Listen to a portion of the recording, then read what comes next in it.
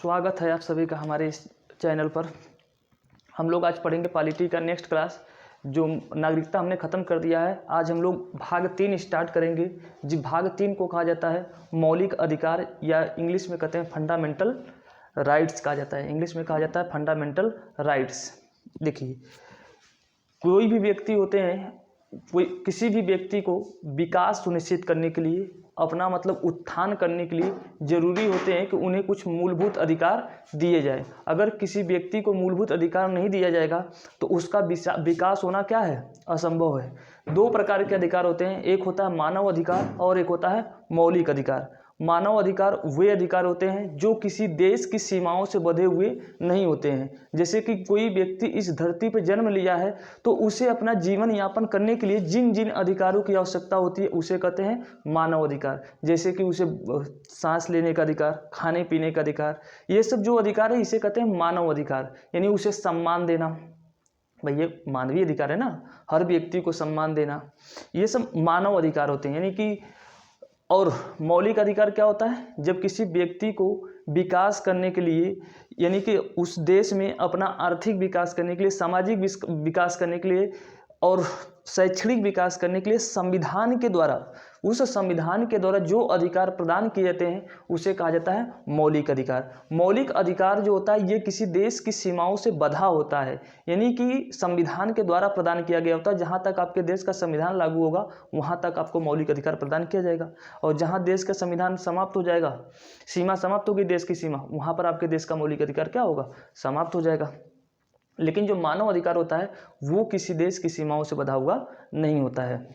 तो इसी बातों के साथ हम लोग शुरुआत करते हैं अपने इस मौलिक अधिकार का।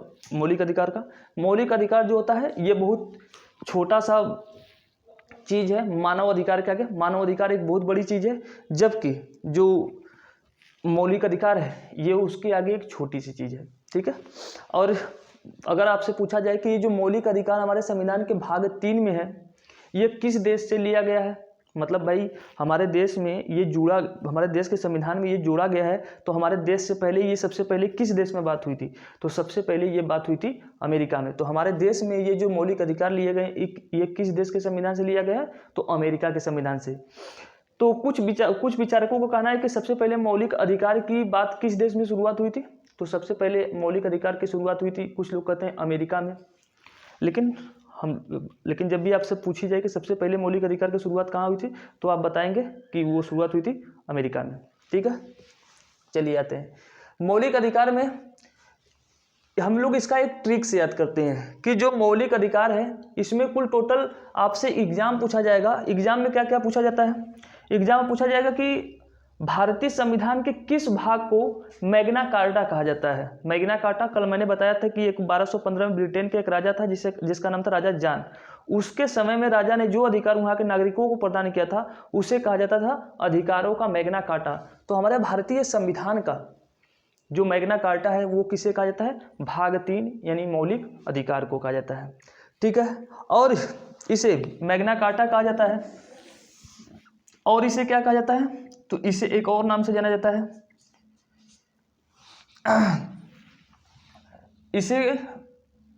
इसकी प्रकृति पूछी जाती है कि मौलिक अधिकारों की प्रकृति कैसी है।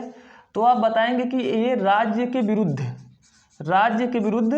एक प्रकार से क्या है, राज्य के विरुद्ध नकारात्मक है। ये राज्य के विरुद्ध क्या है, नकारात्मक है।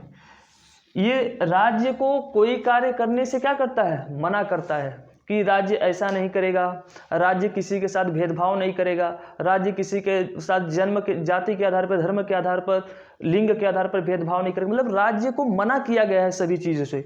तो अगर आपसे पूछ लिया जाए कि मौलिक अधिकार की प्रकृति कैसी है, तो आप बताएंगे कि निषेधात्मक है। निषेधात्मक मतलब नकारात्मक है, निगेटिव है, ठीक है। तो ये बात याद, क्योंकि ये वाला क्वेश्चन पूछा था पिछली बार टीसीएस में, एक क्वेश्चन पूछा था कि मौलिक अधिकार की प्रकृति कैसी है। तो मौलिक अधिकार की प्रकृति जो है वो नकारात्मक है, किसके प्रति, तो राज्य के प्रति, ठीक है। और राज्य किसे कहा जाता है, तो हमारे सरकार के द्वारा जिन जिन संस्थाओं का निर्माण किया गया है उन सभी संस्थाओं को क्या कहा जाता है, उन सभी संस्थाओं को राज्य कहा जाता है। जैसे बीसीसीआई जो क्रिकेट खिलाती है वो राज्य है, क्योंकि उसका निर्माण किसने किया है? हमारी सरकार ने किया है। जैसे कोई विद्यालय है, सरकारी विद्यालय, ये क्या है? राज्य है, क्योंकि सरकार ने इसका निर्माण किया है। जैसे कि और ले लो होम मिनिस्ट्री, गृह मंत्रालय, वो भी क्या है? राज्य है। सरकार, जैसे सरकारी हॉस्पिटल हो गए, ये क्या है? राज्य, क्योंकि सरकार ने निर्माण किया है। तो सरकार के सहयोग से या सरकार के द्वारा जो भी संस्थाएं स्थापित किए जाते हैं उसे कहा जाता है राज्य। वो राज्य जो होता है, अब किसी सरकारी हॉस्पिटल, सरकारी विद्यालय में जाएंगे, सरकारी हॉस्पिटल में जाएंगे, तो वहां पर आपके साथ जाति, धर्म, लिंग, मूल, इन सब चीजों के आधार पर भेदभाव नहीं किया जा सकता। क्यों नहीं कर सकता? क्योंकि हमारे मौलिक अधिकार में लिखा है कि राज्य आपके साथ विभिन्न चीजों के आधार पर भेदभाव नहीं कर सकता। जैसे मान लो कि अपने बनारस में एक हॉस्पिटल है जिसका नाम है पंडित दीनदयाल। अब मान लो कि वहाँ पर जैसे कोई मुस्लिम गया, तो पंडित दीनदयाल का जो डॉक्टर है वो ये नहीं कह करके भगा सकता कि तुम मुस्लिम हो, हम तुम्हारा इलाज नहीं करेंगे, क्योंकि वो जो पंडित दीनदयाल हॉस्पिटल है वो सरकारी है, तो वो एक प्रकार से राज्य हो गया। क्या हो गया? वो राज्य हो गया। अब उस मुस्लिम राज्य क्या करेगा? किसी भी व्यक्ति के साथ जाति, धर्म, लिंग, मूल स्थान, इन सब चीज बेस पर उनके साथ भेदभाव नहीं कर सकता। इसलिए उस मुस्लिम व्यक्ति के साथ भी भेदभाव नहीं होगा, बल्कि उसका इलाज उसे करना पड़ेगा। तो मौलिक अधिकार के ही अंतर्गत ही आते हैं। ठीक है, तो मेरी बात आप लोगों को समझ में आ गई कि राज्य किसे कहते हैं। देखिए ट्रिक क्या है कि क्वेश्चन आपसे पूछा जाएगा कि जो मौलिक अधिकार है ये भारतीय संविधान का भाग कम है, तो भाग 3 में कितने से कितने अनुच्छेद से है? तो अनुच्छेद 12 से लेकर के अनुच्छेद 35 तक, अनुच्छेद 12 से लेकर के अनुच्छेद 35 तक ये मौलिक अधिकारों का क्या किया गया है? व्याख्या किया गया है। और क्वेश्चन क्या पूछेगा कि हमारे संविधान में कितने प्रकार के मौलिक अधिकार प्रदान किए गए हैं देश के नागरिकों को? तो 6 प्रकार के मौलिक अधिकार प्रदान किए गए हैं। कितने प्रकार के? तो 6 प्रकार के। पहला कौन है? समानता का अधिकार 14 से 18, स्वतंत्रता का अधिकार 19 से 22, शोषण के विरुद्ध अधिकार 23 से 24, धर्म की स्वतंत्रता का अधिकार 25 से 28, संस्कृति एवं शिक्षा संबंधी अधिकार 29 से 30, संवैधानिक उपचारों का अधिकार 32, प्रकृति, इसकी ये तुम लोगों ने प्रकृति लिख दिया है, प्रकृति लिख दिया है। अब ये जो है किस प्रकार से आप याद करेंगे उसका मैं ट्रिक बता रहा हूं। आपको बस 2 शब्द याद रखने हैं, समस्त शोध, समस्त शोध, ये ट्रिक है। स का मतलब समानता का अधिकार। सबसे पहले आपको जो ये 6 अधिकार दिए गए हैं, इन 6 अधिकारों को मैं याद करने का ट्रिक बता रहा हूं। समस्त में जो स है इसका मतलब समानता का अधिकार। तो पहला अधिकार कौन सा है? समानता का अधिकार। किस अनुच्छेद में है? अनुच्छेद 14 से 18। फिर म का मतलब क्या है? समानता। अच्छा, सम, ये साथ में हो जाएगा, सम मतलब 14 से 18। फिर बचा अस्त, अस्त मतलब हल्का तरह की तरह रहे, यानी स्वतंत्रता का अधिकार। दूसरा क्या है? स्वतंत्रता का अधिकार, स्वतंत्रता का अधिकार। ये कब से कितने से है? 19 से 22।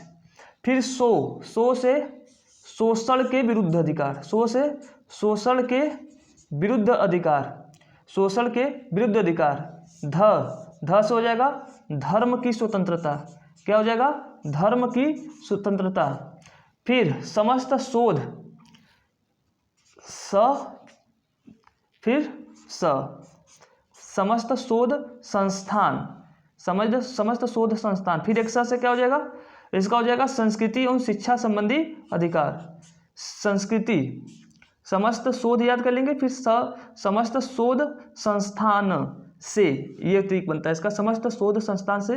तो संस्कृति एवं शिक्षा संबंधी अधिकार, संस्कृति एवं शिक्षा संबंधी अधिकार दिए गए हैं, संस्कृति एवं शिक्षा संबंधी अधिकार दिए गए हैं। फिर जो लास्ट वाला स है, इसका मतलब होता है कि अल्पसंख्यकों को नहीं, शिक्षा एवं संस्कृति का अधिकार, हाँ 29 से 30। हाँ, फिर छठवां जो आता है वो है संवैधानिक उपचारों का अधिकार। कौन है? संवैधानिक उपचारों का अधिकार, संवैधानिक उपचारों का अधिकार। तो ये 6 हो जाएगा, एक ये हो गया, 2 3 एक 4, और धर्म की स्वतंत्रता है ना, और एक 5, एक ही सा रहेगा। अच्छा 6, हाँ 2 सा रहेगा। एक है संस्कृति एवं शिक्षा का अधिकार, फिर एक स है जिसको कहते हैं संवैधानिकता का अधिकार। मतलब संवैधानिक उपचारों का अधिकार। ये संवैधानिक उपचार क्या है ये हम डिटेल में समझेंगे, ठीक है। तो हम आते हैं अब इनमें से हर एक चीज़ को, पहले हम अनुच्छेद 12 को क्लियर करते हैं, फिर 13 को, इस तरीके से क्लियर करते करते हम आगे चलेंगे। थोड़ा सा इसको मिटा लेते हैं। तो देखिए हम लोग अब शुरू करते हैं। ये आपको याद रखना जरूरी है क्योंकि सबसे इंपॉर्टेंट क्वेश्चन यही है, क्योंकि एग्जाम में सबसे अधिक पूछता है कि समानता का अधिकार कितने अनुच्छेद से कितने तक है। तो अनुच्छेद 14 से 18 तक समानता का अधिकार पूछता है कि समानता के अंतर्गत कितने अनुच्छेद आते हैं। तो आप 14 से 18 याद कर गए हैं तो भरते बता देंगे कि 4 है, नहीं तो याद रहे कि उसके अंतर्गत 5 आते हैं। 14, 15, 16, 17, 18, 5, 14 से 18 जोड़ लेंगे तो बस 4 ही नजर आएगा क्योंकि क्वेश्चन पूछा हुआ है। फिर स्वतंत्रता का अधिकार कितने से कितने अनुच्छेद के अंतर्गत आता है, तो 19 से 22 के अंतर्गत। शोषण के विरुद्ध कौन से आते हैं अनुच्छेद, तो 23 और 24। धर्म की स्वतंत्रता का अधिकार तो 25 से 28। संस्कृति एवं शिक्षा संबंधी अधिकार, संस्कृति एवं शिक्षा संबंधी अधिकार 29 से 30। संवैधानिक उपचारों का अधिकार 32। अब हम लोग आते हैं अनुच्छेद 12 को पढ़ते हैं। अनुच्छेद 12 में क्या क्या गया है। अनुच्छेद जो आर्टिकल है, आर्टिकल 12, अनुच्छेद 12 में राज्य की परिभाषा बताई गई है कि राज्य किसे कहेंगे, राज्य की परिभाषा। तो ये पूछता है कि किस मौलिक अधिकार में किस अनुच्छेद के अंतर्गत राज्य की परिभाषा बताई गई है। तो याद रहे कि अनुच्छेद 12 के तहत बताई गई है कि जिन संस्थाओं की स्थापना सरकार के द्वारा की गई है उन संस्थाओं को राज्य कहा जाएगा। जैसे मैंने अभी एग्जाम्पल से समझाया, तो वो बात किस अनुच्छेद में कही गई है, अनुच्छेद 12 में। आपसे क्वेश्चन पूछेगा एग्जाम में कि निम्नलिखित में से किस अनुच्छेद के तहत राज्य की परिभाषा बताई गई है, तो अनुच्छेद 12 के तहत, ये आपको याद रहे। और किस अनुच्छेद के तहत बताई गई है, तो अनुच्छेद 1 के तहत। और किस अनुच्छेद के तहत बताई गई है, तो अनुच्छेद 36 के तहत। तो ये तीनों अनुच्छेद आपको याद रहने चाहिए जिसमें राज्य की परिभाषा बताई गई है। फिर उसके बाद इंपॉर्टेंट आता है आर्टिकल 13, अनुच्छेद 13। अनुच्छेद 13 जो है इसे भारतीय मौलिक अधिकारों का प्रहरी कहा गया है। मौलिक अधिकारों का प्रहरी का मतलब क्या होता है कि जो मौलिक अधिकार आपको प्रदान किए गए हैं उन अधिकारों का रक्षा करना। जो मौलिक अधिकार आपको प्रदान किए गए हैं उन मौलिक अधिकारों को रक्षा करने वाला जो अनुच्छेद है वो अनुच्छेद 13 है। इस अनुच्छेद 13 के अंतर्गत कई प्रावधान किए गए। अनुच्छेद 13(1) के अंतर्गत कहा गया है, अनुच्छेद 13(1) के अंतर्गत ये कहा गया है कि 26 जनवरी 1950 के बाद भारत में ऐसे कोई भी नियम कानून जो है वो लागू नहीं रहेंगे जो मौलिक अधिकारों का क्या करते हैं, हनन करते हैं। जो मौलिक अधिकारों का हनन करते हैं वो हमारे लागू नहीं रह जाएंगे।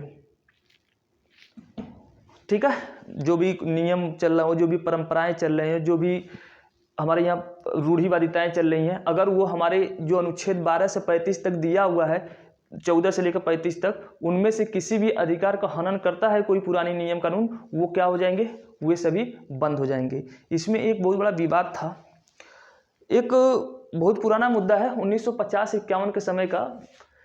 तो जैसे हिंदू धर्म में हम लोग जो पढ़ेंगे समानता का अधिकार, तो इसमें सभी महिलाओं को समानता का अधिकार मिलना चाहिए।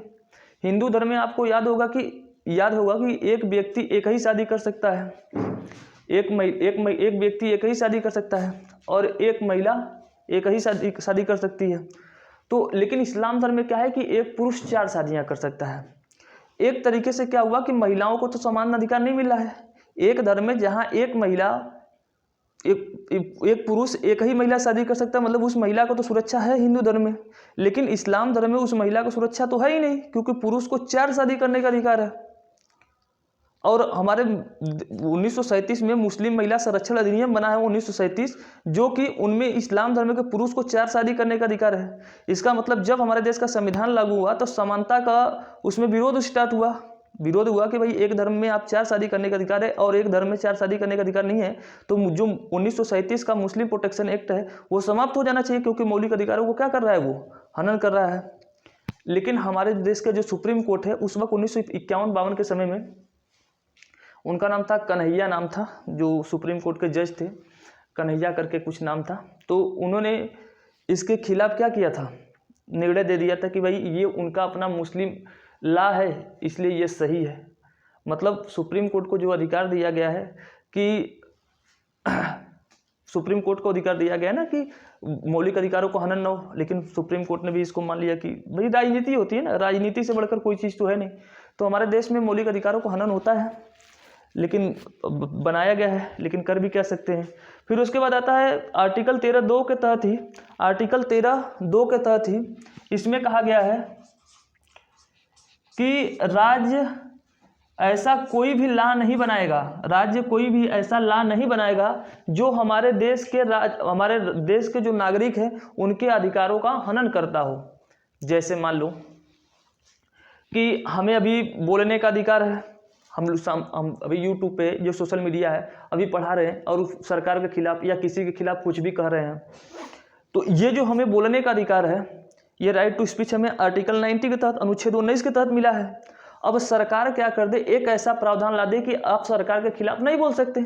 एक तरीके से हमारे मैं जो बोल रहा हूँ, मेरे बोलने के क्या हो गया, ये जो संसद ने कानून बनाया कि अब कोई भी व्यक्ति सरकार के खिलाफ नहीं बोलेगा, एक तरीके से हमें जो राइट टू स्पीच मिला है यानी बोलने का जो अधिकार मिला है उसके खिलाफ कानून बना दिया संसद ने।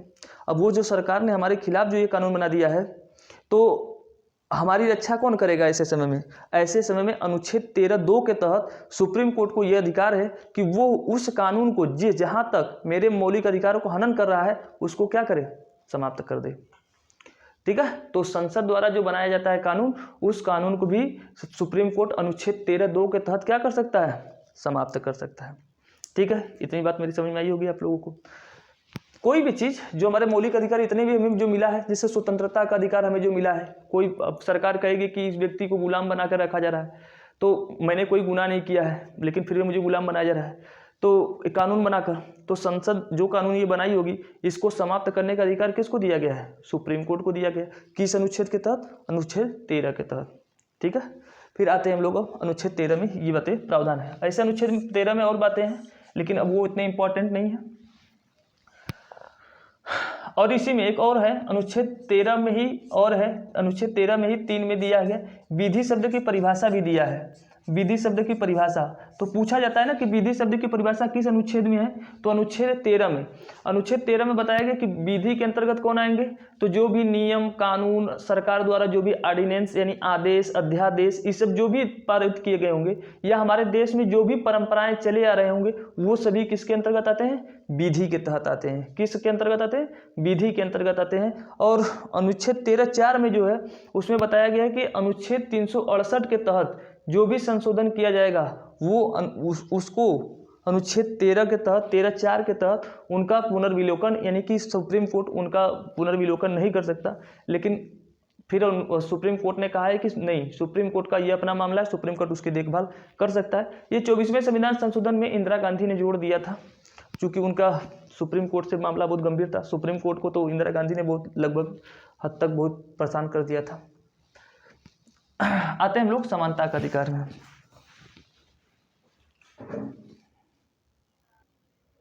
देखिए अब समानता के अंतर्गत कौन होता है, समानता का जो अधिकार मैंने बताया 14 से 18, इसका मतलब होता है कि कोई भी व्यक्ति जो होता है विधि के तहत, हमारे देश में जब से संविधान लागू हो गया, मतलब इसके तहत अब देश के जो जितने भी नागरिक हैं, चाहे वो राष्ट्रपति हो, चाहे प्रधानमंत्री हो, चाहे कोई भी व्यक्ति हो, कोई एक गरीब हो अमीर हो, कोई भी व्यक्ति हो, अब सभी के लिए कानून जो हो गया वो समान हो गया।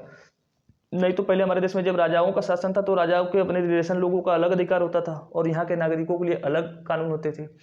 तो अब लेकिन जब लागू हो गया, इसे कहते हैं सभी के लिए समान कानून लागू हो जाना, इसे कहते हैं समानता का अधिकार। यानी हमारे देश का जो राज्य होगा किसी भी व्यक्ति के साथ भेदभाव नहीं करेगा बल्कि उसके साथ समानता का व्यवहार करेगा। तो इसमें कहा गया कि विधि के समक्ष समानता है, यानी विधि के नज़र में सब लोग क्या होंगे, समान होंगे, किसी के साथ भेदभाव नहीं किया जा सकता। लेकिन आपको क्या लगता है कि सभी के साथ समान व्यवहार किया जा सकता है? नहीं किया जा सकता। जैसे मान लेते हैं ये एक नौकरी है, नौकरी मान लो कि मैंने 10 सीटें निकाला और एग्ज़ाम देने वाले 25 लोग हैं। कितने हैं? 25 लोग। ये देश के नागरिक हैं और इनमें से 25 में 5 बहरे लंगड़े गूंगे ये भी तो रहेंगे, मतलब दिव्यांग भी तो रहेंगे, और 20 लोग क्या होंगे, सही भी होंगे। अब ये क्या जो अंधे होंगे, जो बहरे होंगे, क्या इन लोगों के बराबर ये लड़ाई लड़ पाएंगे, इन विषयों के बराबर? नहीं। तो इनके साथ अलग विशेष प्रकार का क्या किया जाएगा? प्रावधान किया जाएगा। तो ये कहा गया है कि विधि के समक्ष सब लोग समान होंगे, लेकिन इसमें एक शब्द और आया है, एक शब्द और चलता है इसी में, विधि के समक्ष समानता, इसी में एक शब्द और चलता है, लेकिन लगता है मुझे बड़ा हो जाएगा, तो चलिए अच्छा बस जितना बता रहा हूँ। सब यहाँ पर हमारा संविधान, सरकार, राज्य जो होता है वो भेदभाव करता है, उसे करना भी जरूरी, क्योंकि सभी लोग समान नहीं। जैसे आज के समय में अगर हमारे देश में कंपटीशन के जो एग्जाम नौकरी के लिए कराए जाते हैं, तो सभी के लिए क्या एक नौकरी निकाल दोगे तो अधिकतर इनमें जो उच्च जाति के या जो अमीर घर के बच्चे हैं वो जल्दी सिलेक्शन पा जाएंगे, क्योंकि बचपन से उनको अच्छी शिक्षा दीक्षा रहन सहन सब कुछ ठीक ठाक मिला है, तो वो जल्दी सेलेक्ट हो जाएंगे। इसलिए उनके साथ भेदभाव करना जरूरी है। और सबसे पहले ये जो जिस व्यक्ति ने इसकी अवधारणा दी थी विधि के समक्ष समानता, उस व्यक्ति का नाम था डायसी। कई बार पूछा है ये डायसी। इसकी पुस्तक का नाम था rule of law, rule of law. ये पुस्तक पूछा है कि ये पुस्तक किसका है, तो ब्रिटेन का ये व्यक्ति था डायसी, इसने पुस्तक लिखी थी रूल ऑफ लॉ। विधि के समक्ष समानता का जो लिया गया है ये तो लिया गया है ब्रिटेन से लिया गया है। विधि के समक्ष समानता ये लिया गया है अमेरिका से, ये लिया गया है अमेरिका से, ये अमेरिका से विधि के समक्ष समानता। इसी में एक और है 14 में ही एक है जिसे कहते हैं समानता का अधिकार।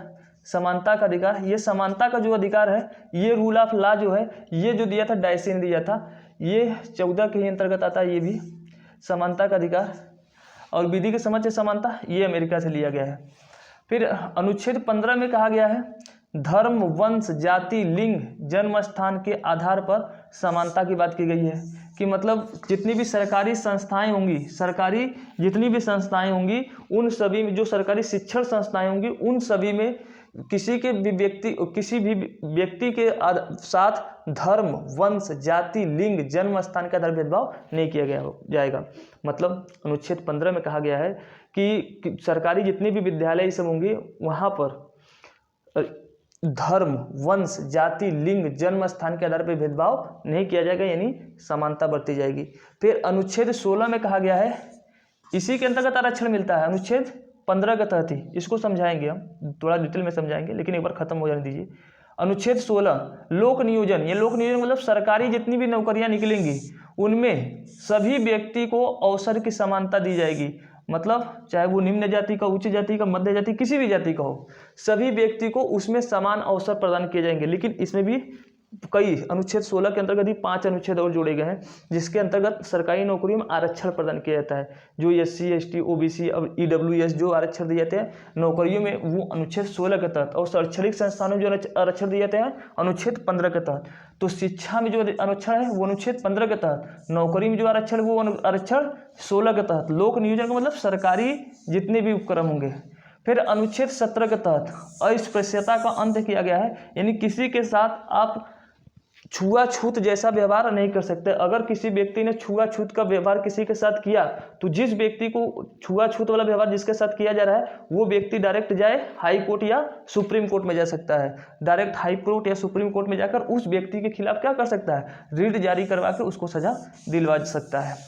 फिर अनुच्छेद 18 में दिया गया उपाधियों का अंत किया गया है, कि कोई भी व्यक्ति किसी दूसरे देश से उपाधि नहीं ले सकता। जैसे सर की उपाधि दी जाती थी, नाइटहुड की उपाधि दी जाती थी ब्रिटेन के द्वारा, अब हमारे देश में कोई व्यक्ति किसी दूसरे देश के द्वारा उपाधि नहीं ले सकता। उपाधि अगर लेगा भी तो यहाँ के राष्ट्रपति के अनुमति से लेगा। और अपने नाम के आगे बहुत बड़ी बड़ी, जिसे पहले के लोग राजा हुआ करते थे, महाराजा धीराज, नागाधीराज, त्रिलोकी, ऐसे जो उपाधियाँ बड़े बड़े लगाते थे, सर, नाइटहुड, ये सब जो उपाधि होती थी, ऐसे उपाधियों का अंत किया गया है। लेकिन हाँ, कुछ डॉक्टर, इंजीनियर, मास्टर, ये अपने नाम के आगे उपाधि लगा सकते हैं। ठीक है, तो इन उपाधियों का अंत किया गया अनुच्छेद 18 के तहत। तो इतनी मौलिक अधिकार हैं समानता के अंतर्गत, ये आपको याद रखना है क्योंकि ये बहुत इंपॉर्टेंट है। तो इतना ही बस करते हैं। सभी को धन्यवाद, गुड नाइट और बाय।